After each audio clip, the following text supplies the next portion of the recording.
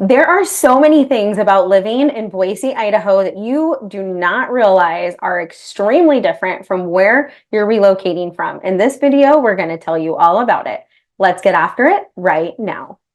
Between the two of us, we've lived in Los Angeles, San Diego, Seattle, Portland, Atlanta, you name it. And then here in the Treasure Valley, we've lived in downtown Boise, Star, Eagle, on the edge of Eagle and Meridian. And there is just so much. You don't realize how different it is here. And in this video, we are going to teach you everything you need to know so that you don't go through all the headache of relocating to Idaho and end up disappointed. What is the number one thing that you've realized living here in the Treasure Valley? The number one thing I've realized, I know Rachel asked me this morning, she's like, what are the things you don't like about living in Idaho? And I was like, either my brain's not working or I'm just used to it now. So I had to really dig in and think about it. And probably the number one thing I don't like is probably the lack of amenities. And what I mean by that is restaurants in general. There's not a lot of great restaurant choices. There's tons of fast food. There's tons of pizza. There's tons of fried chicken places now for some reason. Those seems to be the trend. And things are closed on Sunday. Hours are very early. Lack of jobs.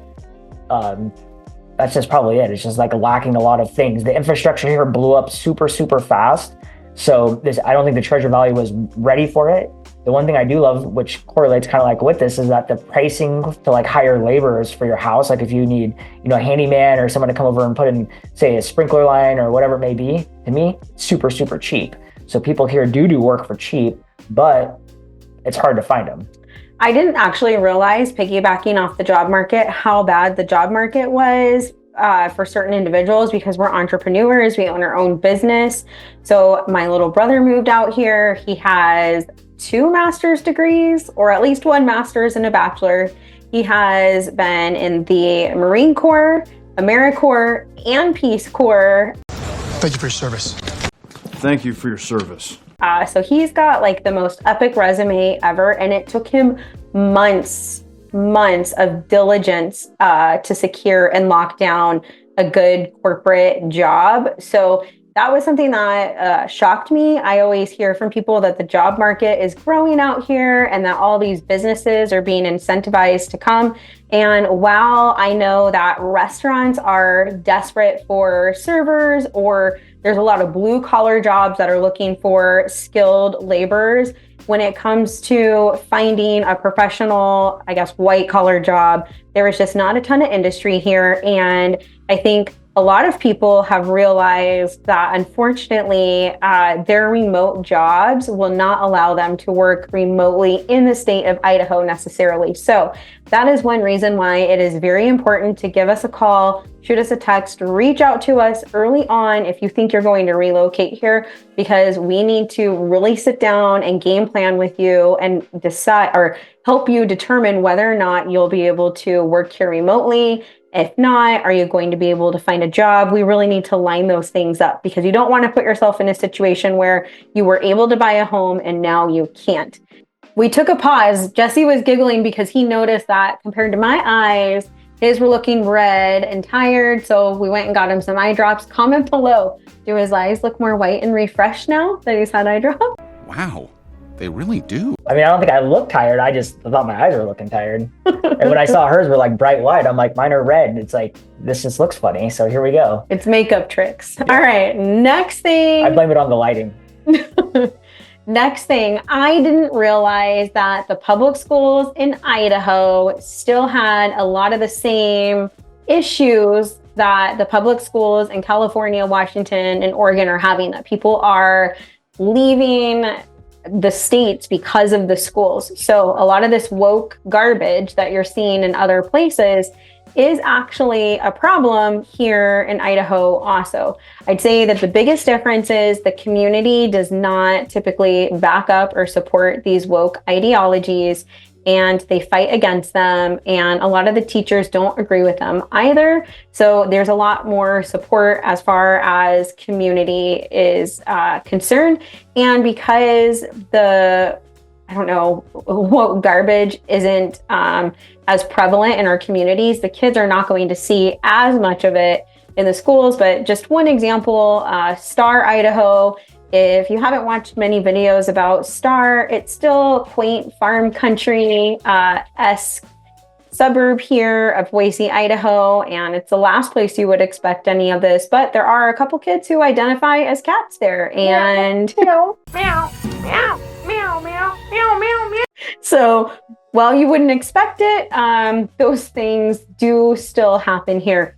I have some tips for you if that's the kind of thing that you're concerned about. So when you reach out to us and book a Zoom call, we can definitely have some conversations about that. But it's a problem everywhere, government schools. So that was something I did not realize. One of the other things that I absolutely think is crazy here are the streets. And actually, I was telling Rachel, we were driving home from downtown the other night. We went to dinner downtown. And when I was coming home, I said, did you notice before Eagle Road on Linder, I couldn't see the road as we were heading from downtown to our house on the road there. And then once you cross Eagle Road on Chinden, it actually, they built streetlights all the way across the road there, down the entire lane. So I noticed that everywhere in the Treasure Valley is that there's very, very limited streetlights. So driving at night is kind of miserable. And there's a lot of other very, very clunky and weird road situations in the Treasure Valley. They actually put out a list every year talking about like the most dangerous intersections. And I think a lot of people move here that aren't really used to doing U-turns. And so they're not always on the lookout, because the thing is if, you got a green turn, say to turn left, you can also do a U-turn if the signal's green. Well, the people that are turning right, coming the other way, they don't really see that happening. So then they turn on the red, and guess what? Boom, accident happens. The other interesting thing is if you're moving here from another state and it's illegal to pull halfway into the intersection when the light is green, when you're turning left or right, or I guess only left, you can't pull into the intersection and wait. So living in Arizona, living in other states, you pull out into that intersection and you wait. And when the light turns yellow and everyone stops, you go, pew, pew, pew, and like 5 people go. Here, if you pull out into the intersection, you're going to get a ticket. So the cops look for that. So make sure, we actually have friends that are, when you're driving, they'll complain, be like, oh yeah, you need to pull out the intersection. It's like, no, it's actually illegal here. And they actually look for it. So I got frustrated when somebody did that in front of me when I first moved here. And then Rachel told me, she said, no, it's actually not allowed here. So then I looked it up and boom, lo and behold, it's a thing. And actually bikes here have different rules too. So you want to look into that. There's all sorts of things going on here. Yeah. For those of you who know Jesse well, you know that he's a data numbers guy. He takes a lot of pride in his knowledge. I actually scored higher on the driver's licensing exam here in Idaho. So just throwing it out there. Okay, next thing I didn't realize that there was an inversion in Idaho. I spent some time in Seattle. I lived in Seattle. It was gray and gloomy there, and everyone expected that part of the year you would have seasonal depression. That wasn't uncommon. Believe it or not, there are certain years, and it's not every year where it's significant, that is an issue here as well. So here in the Treasure Valley, we sit down low, and when there is a cloud cover, it traps all of the cold air under the clouds and all the warm air above it, as well as the sunlight. And there are some years where the inversion kind of seems to stick around a little bit longer, and then other years where you don't notice it at all. It's bone chilling cold. If it's been here for a while, when I say a while, I mean a couple weeks, it starts to stink because you get the smell from the Nampa beet factory kind of wafting and sticking all through the Treasure Valley. It does not smell good, and also you don't feel good. I was shocked to experience that here. We didn't get it this winter. This winter has actually been very, very mild. There was some snow. It stuck around for a little while. What happened in the second time?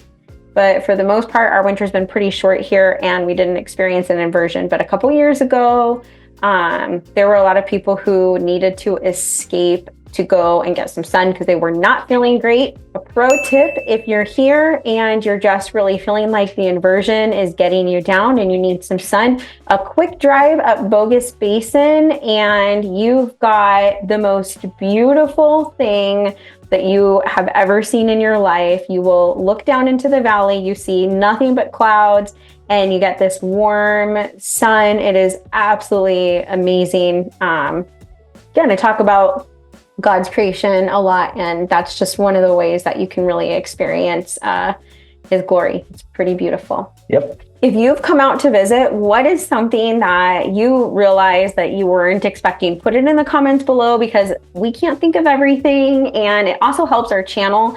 Comments, engaging, liking, subscribing. If you think it's important that other people hear this information, please do us a favor and put that information below. Help get the news out about our channel. Another thing that I didn't realize actually coming here is, they talk a lot about Idaho being like a gun state, big into 2A. And I would say that a lot of the friends that I've met here, a lot of the people are into firearms and things like that. And what I think is really cool is that you can literally just drive a couple blocks or even maybe just like a mile or two. Everything here is actually like 1 to 2 miles, but it's like 20 minutes. It's like a country mile. So if you pull up the GPS, but there's lots of places that you can go shooting and even hunting, a lot of outdoor recreation. So, actually piggybacking off onto that is that also like people here are really friendly. So finding like friends group, like that's another thing that was kind of shocking to me was like when I moved here is meeting a lot of friends that actually all like are entrepreneurs also. Because you don't really think of Boise being a place where like people are moving that are from like, say, the Silicon Valley or whatever it may be. But like when work from home became a thing, a lot of people that were from the tech industry like migrated out here to look for more of a conservative and like free lifestyle. And, this is where they all came. So in our area of living, everyone is like, I'd say very similar as far as like values go. They're all into the same stuff for the most part. It's easy to make friends, in my opinion. I know a lot of places that we help clients move to with our other business is they always complain that it's like really hard to find community in other markets like Seattle, Portland, Phoenix. It's very just like, I don't know, it's just like a whole different environment. But out here, I feel like it's easy for people to find community. It's very easy because so much of the population here themselves were political refugees and were relocating here and looking for like-minded people. There is always something going on. Something I also didn't realize is that the HOAs here were not what I'm used to or familiar with in other areas. So some of the communities here, the HOAs, they plan community events. So there are certain ones that have parades, community gardens. Legacy, one of our favorite communities, does a golf cart parade around Christmas time where everyone puts their lights on their golf cart and decorates, and 4th of July. There's parks, tennis tournaments. Pickleball. I mean, you name it, all the different communities and HOAs, depending on which ones they are, plan a lot of events. The other thing I didn't realize about the HOAs here that are not like that is that they're a really, really good thing. They don't exist so that they can regulate everything that you do down to the last breath you take.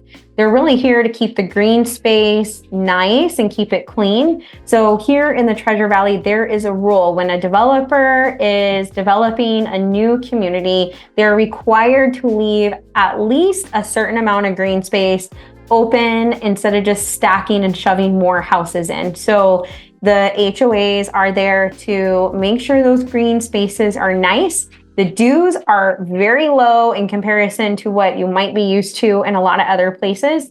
So just something to familiarize yourself with when it comes to housing prices in communities. A lot of times it's tied to the green space. You might see a home and think that home's not a lot different from the community that I was just touring, but the price is a lot more. Well, if the community that you're touring, if the green space just maybe has like a park bench or a very small play structure, you're going to spend less for the exact same home than if you went into a community where that developer used the green space to put in a community pool or extra walking paths and trails, or maybe they put a community center, tennis court, pickleball. They left areas for everyone to have a community garden. So that does also impact the price of the home. A lot of people are weary to buy a home in a community where the price point is lower. They think, well, the builder isn't as quality, but the truth is it's probably because they didn't put a ton of extra money into the green space so that they could keep that home more affordable.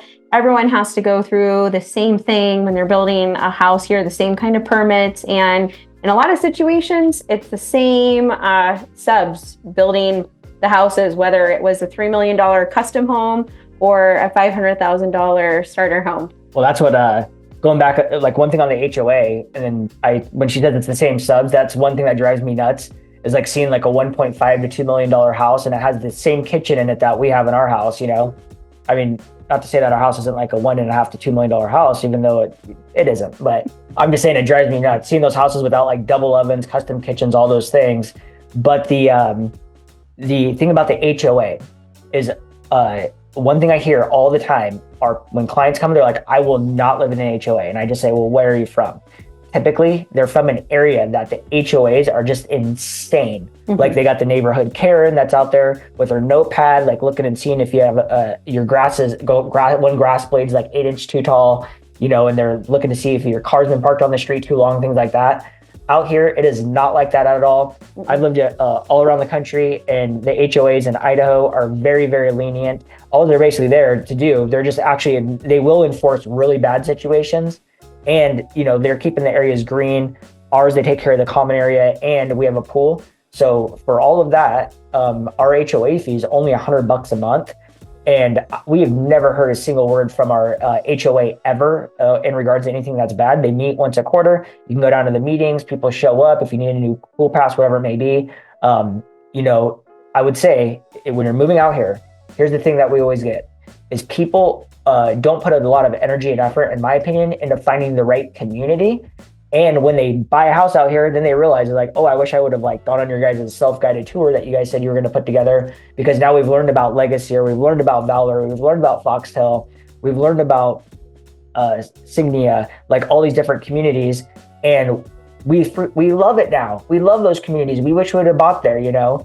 So one of the best things to do is when you're thinking about relocating, or if you're watching this video right now, write our number down, write our email down, reach out to us and give us a call and let us talk to you and help you discover exactly what you're looking for. Because community is, we can find you the house. The house is not a problem.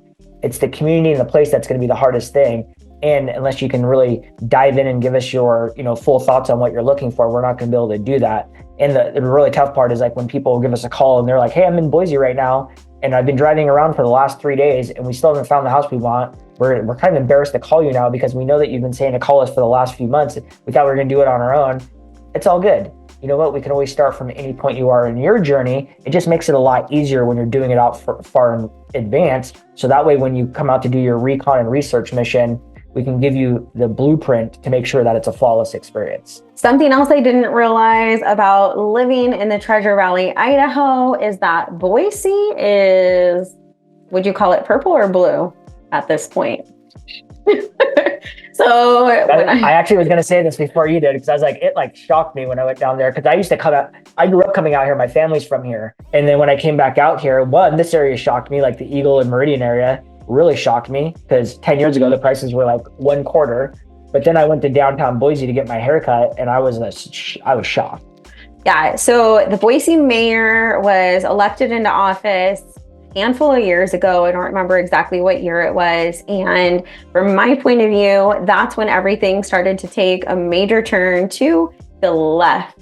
She does not decorate for 4th of July. There's no flags. You would never know that something special is going on, or that there's anyone to honor for our freedom.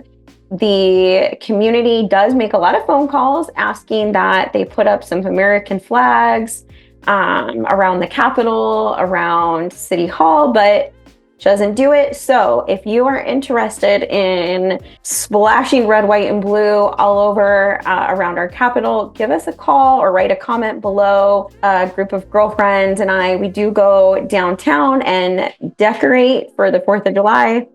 We haven't been arrested yet. They do pick it up and throw it away, but at least for a little while.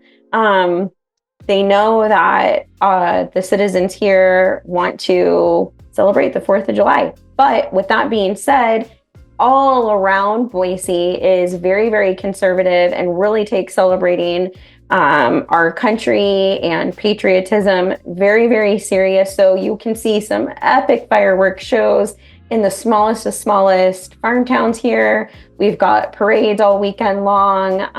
There are flags all the way up and down the streets, and a lot of the neighborhoods, a lot of the HOAs really go all out.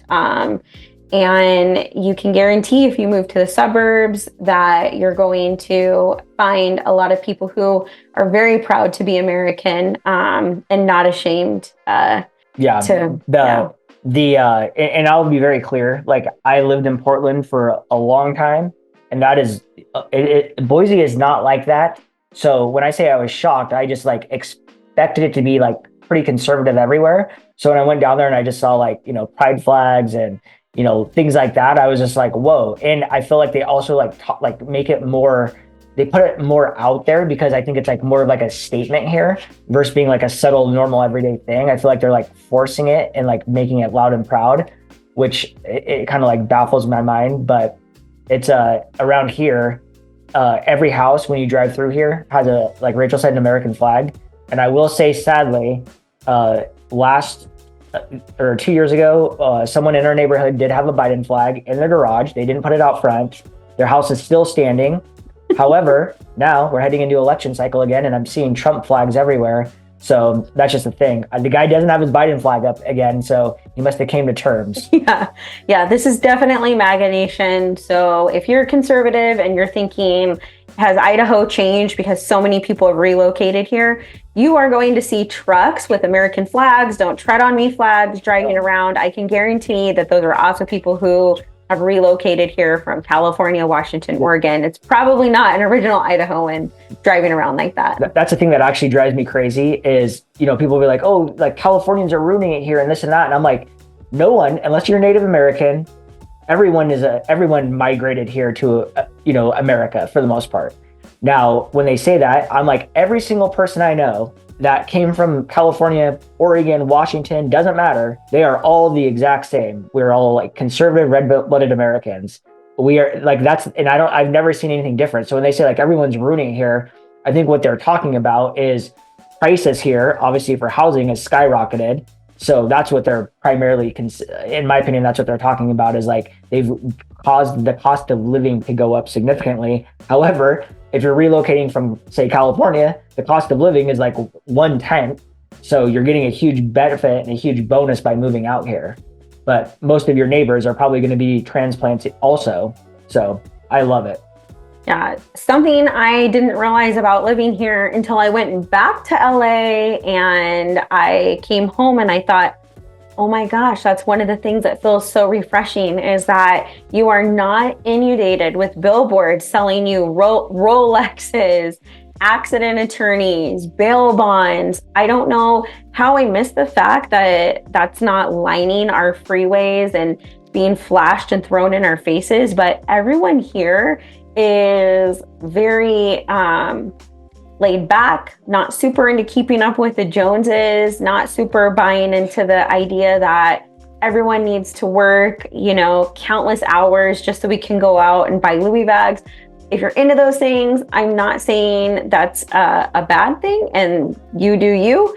But here in Idaho, we're all pretty laid back. It's normal if you're going to a gala to see someone wearing jeans with a blazer. It's also normal to see someone wearing a gown and everything in between. But the people here are just here to live life, build community, raise their kids, retire, and live happily ever after. And I think advertisers are well aware of that, because you're just not going to pull out of the airport parking lot and have a Rolex or some kind of hypersexual billboard in your face. They're just not here. And it's so great because we get to just enjoy the beauty of our foothills and our big blue skies instead. Well, hold on. If you are flying in here and you turn out of the airport and head west, you will see, the first time ever, there is a car accident attorney billboard that we saw for the first time ever. And I showed it to Rachel because she's always talking about this. And I said, okay, it's just one. Just But one. everything starts with one. And what was it like? If you're in a wreck called deck or something like that? I don't know, something funny, but there's just people aren't going out partying a lot here late at night. So I feel like the lifestyle is so different, which is something else I didn't realize. I didn't realize that when I moved here, it was going to be like getting thrown back into the good old days where things are closed on Sundays or shut down early in the evenings. I had no idea. So for example, I wanted to take our dog to wash him just yesterday. So we're filming here today on a Sunday. Yesterday on Saturday, 3:00.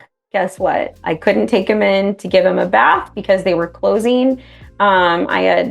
It's pretty surprising even still to realize the limited hours that businesses are open. People here really value, again, community and the outdoor lifestyle. I didn't realize how much more I myself was going to get out and connect with people, or ride my bike, go on a hike, go to the river.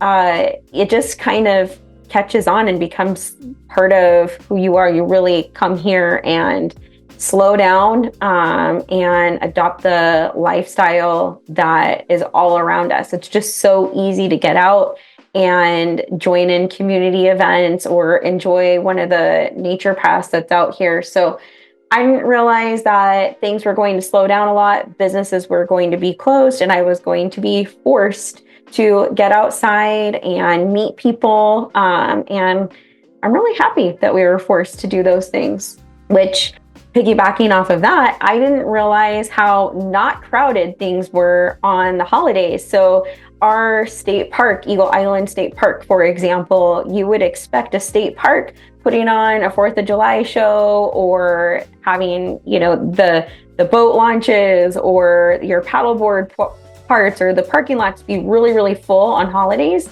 Everyone leaves to go out and explore Idaho during the holidays. So here in the Treasure Valley, it is not packed for the holidays, which is something I was not expecting. Every year, I'm always prepared to get up early in the morning, go park my car, set up our spot wherever it is, and guess what? Joke's on me. We don't need to do that. Nothing is packed. So as much as you hear that there is traffic and our infrastructure can't keep up with a lot of the growth, while that's true, a lot of people are getting out to go explore the rest of Idaho or go hang out with their neighbors. And so things just are not crowded for the holidays like they were, I feel, everywhere else I've ever lived. I think this guy is getting hungry. I need to go feed him. If you have enjoyed learning about all these things that we're discussing, there's a playlist popping up right here. Click on that and go learn more and check out some of our community tours. Until the next video, be blessed.